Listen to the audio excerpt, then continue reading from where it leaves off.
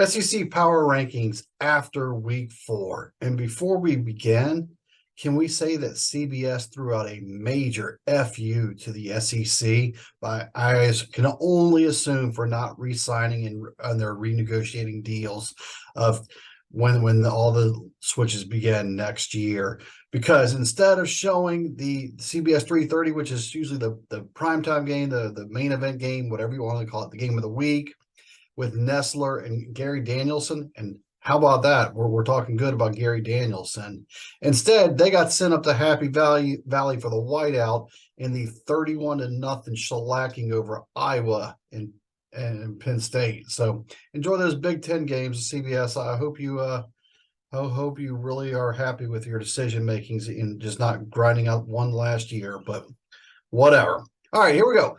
Top power rankings. Power rankings are based off of 1, my subjective opinion; 2, the wins and losses; 3, the strength of schedule; 4, the quality of wins; 5, the scoring efficiency, defensive scoring efficiency, offensive efficiency, and then lastly, defensive efficiency. Put all those together, and then that's where I come up with my rankings.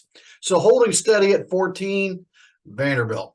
Vanderbilt's also 0-5 against the spread this season. So if you're looking for betting favorites, they might be someone to bet against going forward.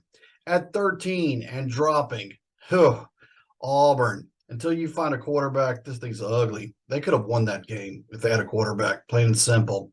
And look, I don't know Peyton Thorne. I'm a huge Robbie Ashford fan, but clearly that's not the answers. Maybe it's time for Holden to get a chance. Maybe it's just time to start looking for already next year. But until Auburn finds a quarterback, they're going to be down here in the basement.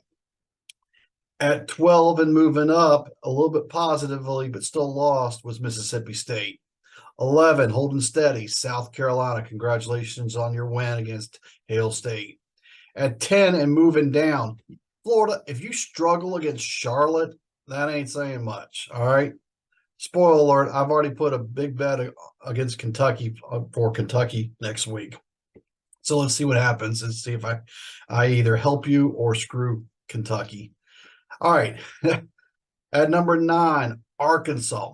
Huge, almost road win in Baton Rouge. And unfortunately, you came up a few seconds short and a last-second field goal short. But good job, Arkansas. Much better performance on this game on the road. At 8, Tennessee. The defense is still definitely carrying the Vols this season. They moved up to 8. At 7, moving down, Ole Miss. Alabama's defense is for real. We've been saying that all along. But Ole Miss, you had chances to do things, and that was your moment, and that was your window. You moved down to 7. At 6, Missouri. They have the 8th most quality wins on the season so far. They're 4-0. The Fighting Eli Drinkwitzes. All right, good job, Missouri.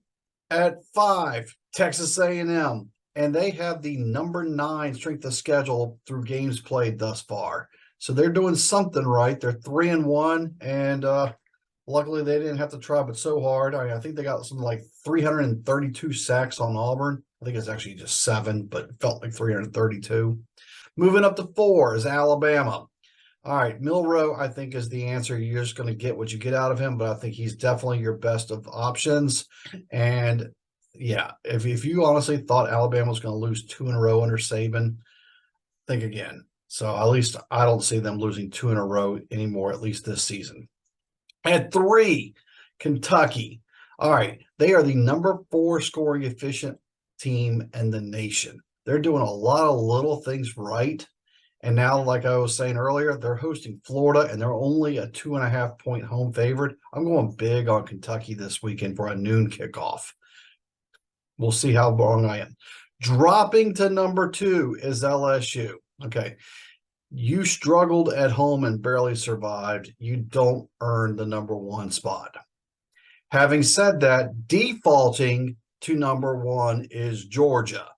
Georgia, yes, you might be number 1 in the country. Yes, you might be undefeated.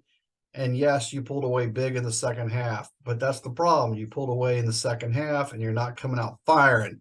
Furthermore, Georgia, you're 0-4 against the spread. Don't worry, Auburn's on your schedule this weekend. They'll help you with that figure right there.